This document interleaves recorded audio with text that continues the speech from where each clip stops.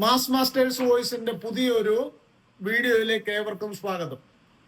ഈ വീഡിയോയിൽ കഴിഞ്ഞ മോഡൽ എക്സാമിനേഷന് 18ാം നമ്പറായി ചോദിച്ച ജിയോമെട്രി ആൻഡ് ആൾജിബ്ര എന്ന ചാപ്റ്ററിലെ ഒരു ചോദ്യം നമുക്ക് കുറഞ്ഞ സ്റ്റെപ്പുകളിൽ തെറ്റുകൂടാതെ എങ്ങനെ ചെയ്യാം, ഇതാണ് ചർച്ചാ വിഷയം. ചോദ്യം ഞാനത് വായിക്കാം. ആ ചോദ്യത്തിൽ ഒരു ചിത്രം തന്നിട്ടുണ്ട്. ചിത്രത്തിൽ ഒരു ഡയമീറ്ററിന്റെ 2 എൻ പോയിന്റ്സിന്റെ കോർഡിനേറ്റ്സ് തന്നു. എൻ പോയിന്റിൽ ഒന്ന് എ ആണ്, മറ്റത് ബി ആണ്. അതിന്റെ സെന്റർ ഒ എന്നും തന്നിരിക്കുന്നു. പേരുള്ളത് കൊണ്ട് നമുക്ക് എഴുതാൻ സൗകര്യമുണ്ട്. ഇവിടെ ഈ ചോദ്യത്തിലെ ആദ്യത്തെ ഭാഗം find the coordinates of centre O എന്ന സെന്ററിന്റെ കോർഡിനേറ്റ്സ് എന്ത്? അപ്പോ എ എന്ന ചോദ്യം കോർഡിനേറ്റ്സ് ഓഫ് സെന്റർ എന്ന് പറയുന്ന മിഡ് പോയിന്റ് ആണ്. ഡയമീറ്ററിന്റെ എൻ പോയിന്റ്സ് ഉണ്ട്. അപ്പോൾ എ ബിയുടെ മിഡ് പോയിന്റ് ആണ് ഈ സെന്ററിന്റെ കോർഡിനേറ്റ്സ്. അപ്പോ കോർഡിനേറ്റ്സ് ഓഫ്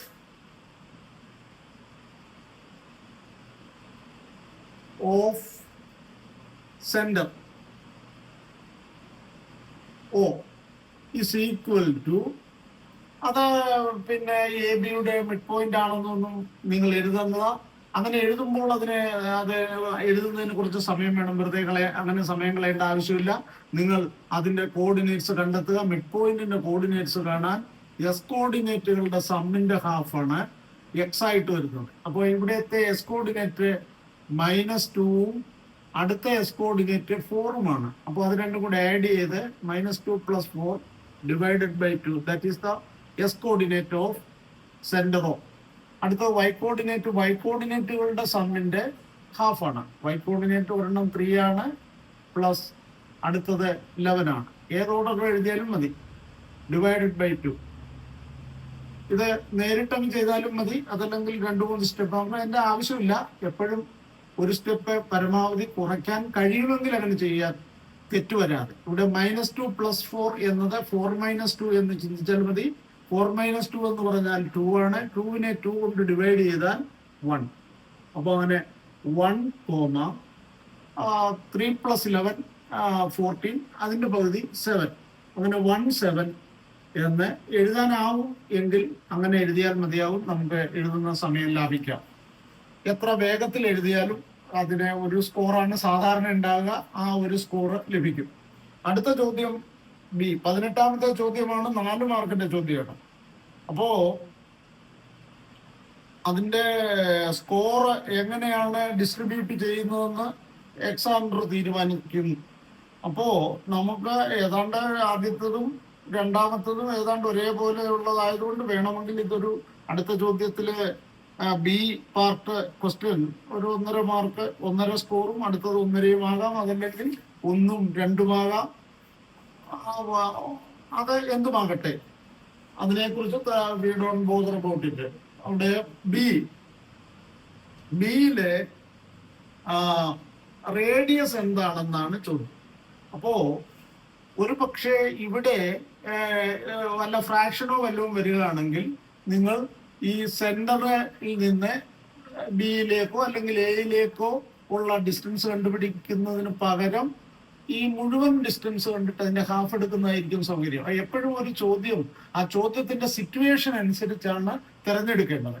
അപ്പോൾ ഒരുപക്ഷെ ഈ കോർഡിനേറ്റ്സ് ഹോൾ നമ്പേഴ്സ് വന്നില്ല എങ്കിൽ നിങ്ങൾക്ക് ഈ OAയോ OBയോ കാണുന്നത് ബുദ്ധിമുട്ടായിരിക്കും.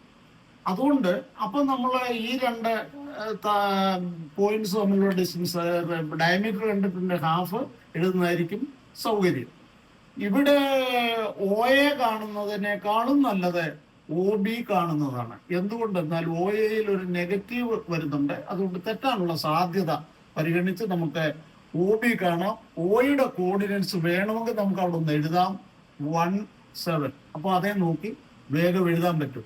ഇനിയും ഈ അപ്പൊ നമ്മൾ കാണാൻ പോകുന്നത് ഒ ബി ആണ്. ഇവിടെ 3 ചോയ്സ് ഉണ്ട്. എയോ കാണാം, ഒ ബി കാണാം, എ ബി കണ്ടിട്ട് പകുതി കാണാം. അതൊരു സിറ്റുവേഷൻ അനുസരിച്ചാണ്. ഇവിടെ എപ്പോഴും ഈ ഒരു ക്വസ്റ്റ്യനിൽ ഇതാണ് സൗകര്യം, കാരണം അവിടെ നെഗറ്റീവ് ഇല്ല. ഏതെടുത്താലും ഒരേ ആൻസർ ആണ് വരിക. അപ്പോൾ സൗകര്യമുള്ളത് നാം തിരഞ്ഞെടുക്കുന്നു. റേഡിയസ് കാണുന്നതിന് മുമ്പ് S2 - x1 y2 - y1 കണ്ടുവെക്കുന്നത് നല്ലതാണ്. അപ്പൊ S2 - x1 നമുക്ക് 4 - 1 equal to 4 - 1 is equal to 3. അങ്ങനെ അവിടെ ഉണ്ടാക്കുക. ആൻഡ് അടുത്തത് y2 - y1 y1 കണ്ടുവയ്ക്കുക. y2 എന്ന് പറയുന്നത് 11 ആണ്. 11 - 7 ഈക്വൽ ടു 4 ആണ്. അപ്പൊ 3ഉം 4ഉം ആണെങ്കിൽ എന്റെ സ്ക്വയേഴ്സ് ആഡ് ചെയ്ത് അതിന്റെ സ്ക്വയർ റൂട്ട് കണ്ടാൽ 5 കിട്ടുമെന്ന് വളരെ വ്യക്തമാണ്. സോ റേഡിയസ് അതാണ് നമുക്ക് ആവശ്യമുള്ളത്. റേഡിയസ് ഇസ് ഈക്വൽ ടു, നമ്മളിവിടെ ചെയ്ത ഒ ബി ആണ്. O B is equal to root of, ഇത് രണ്ടും ഉണ്ടെങ്കിൽ 3² പ്ലസ്, ഫോർമുലയുടെ ബുദ്ധിമുട്ടൊന്നുമില്ല, 4² ഈസ് ഈക്വൽ ടു, ഇത് 3ഉം 4ഉം വന്നാൽ 5 ആണ്. അങ്ങനെ അറിയാവുന്നവർ അങ്ങനെ എഴുതുക. അതല്ലെങ്കിൽ 9 + 16 എഴുതി പിന്നെ 25 ആക്കി അതിന്റെ സ്ക്വയർ റൂട്ട് 2 5 എഴുതുക. ഈ ഇത്രയും സ്റ്റെപ്പ് എഴുതിയാൽ മതിയാകും ഈ കണക്കിന്. അടുത്തത് സി എന്നത് find the equation of the circle എന്നാണ്. Find the equation of the circle. Equation of the circle, equation of the circle. സർക്കിളിന്റെ ഇക്വേഷൻ എന്ത്? വളരെ പ്രധാനപ്പെട്ട 2 കാര്യമാണ് സർക്കിളിന്റെ ഇക്വേഷനും അതുപോലെ തന്നെ സ്ട്രൈറ്റ് ലൈൻ ഇക്വേഷനും.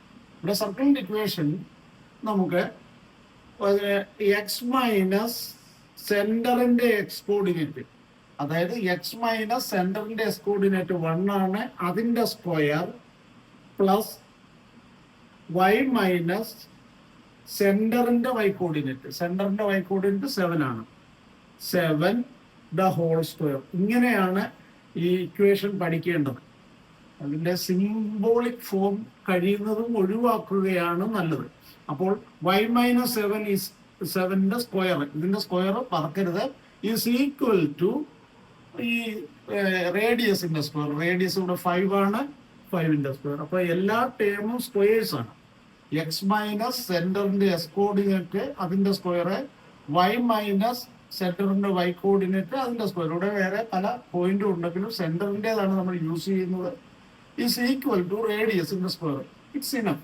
ഇത് മതിയാകും. ഇനി ഇത് സിംപ്ലിഫൈ ചെയ്താൽ നമുക്ക് വേണമെങ്കിൽ ഇത് എഴുതണമെന്നില്ല. എക്സിന്റെ സ്ക്വയർ വരും, പിന്നെ ഇവിടെ വൈയുടെ സ്ക്വയർ വരും, പിന്നെ ഇവിടെ ഇതിന്റെ പ്രോഡക്റ്റിന്റെ ഡബിള്, അതായത് -2x വരും, പിന്നെ ഇവിടെ അതുപോലെ -14y വരും, ഇതിന്റെ പ്രോഡക്റ്റിന്റെ ഡബിള്, അതായത് 14y വരും. പിന്നെ ഇതിന്റെ സ്ക്വയർ -1ന്റെ സ്ക്വയർ വരും, അത് +1. അടുത്തത് പ്ലസ് ഇതിന്റെ ഒരു സ്ക്വയർ കൂടെ വരും, അത് 49 ഈസ് ഈക്വൽ ടു 25. ഇങ്ങനെ ഇത് ഇതിന്റെ ഫർദർ സിംപ്ലിഫിക്കേഷൻ. ഇത് മിക്കവാറും വേണമെന്നില്ലായിരിക്കുമെന്ന്, അത് ആ ക്രെഡിറ്റ് എങ്ങനെയാണോ അതിനനുസരിച്ച് എഴുതുന്നത് നല്ലതാണ്. അത് നമ്മൾ അറിഞ്ഞിരിക്കേണ്ടതുമാണ്. അപ്പോ എസ് സ്ക്വയർ കുറച്ചുകൂടെ സിംപ്ലിഫൈ ചെയ്യുക, +y², പിന്നെ -2x, എസ് സ്ക്വയറിന്റെയും വൈ സ്ക്വയറിന്റെയും ടേം ഉണ്ട്, പിന്നെ ഒരു എക്സിന്റെ ടേം ഉണ്ട്, പിന്നെ ഒരു വൈയുടെ ടേം ഉണ്ട്, -14y. പിന്നെ ഇത് കൂട്ടിയാൽ 50 വരും. ആ 50ൽ നിന്ന് 25 ഇങ്ങോട്ട് കൊണ്ടുവന്നാൽ -25. അപ്പോൾ ഇവിടെ 50 - 25 +25 +25. സ്റ്റെപ്പിന്റെ എണ്ണം പരമാവധി കുറയ്ക്കാൻ കഴിയുന്നവരെല്ലാം അങ്ങനെ ചെയ്യുക. So this is the final answer. s² + y² -2x -14y +25 = 0. സാധാരണഗതിയിൽ ഇവിടെ വെച്ച് നമുക്ക് ആൻസർ മുഴുവൻ അതിന്റെ മാർക്ക് അതിന്റെ സ്കോർ ലഭിക്കും. എന്ന് ഞാൻ പ്രതീക്ഷിക്കുന്നു. ചെയ്യാൻ കഴിയുന്നവർ അതിൻ്റെ ബാക്കിയും ചെയ്തിട്ടേക്കുക, സമയം കളയാതെ. മറ്റൊരു വീഡിയോയുമായി വരുന്നത് വരെ എല്ലാവർക്കും നമസ്കാരം.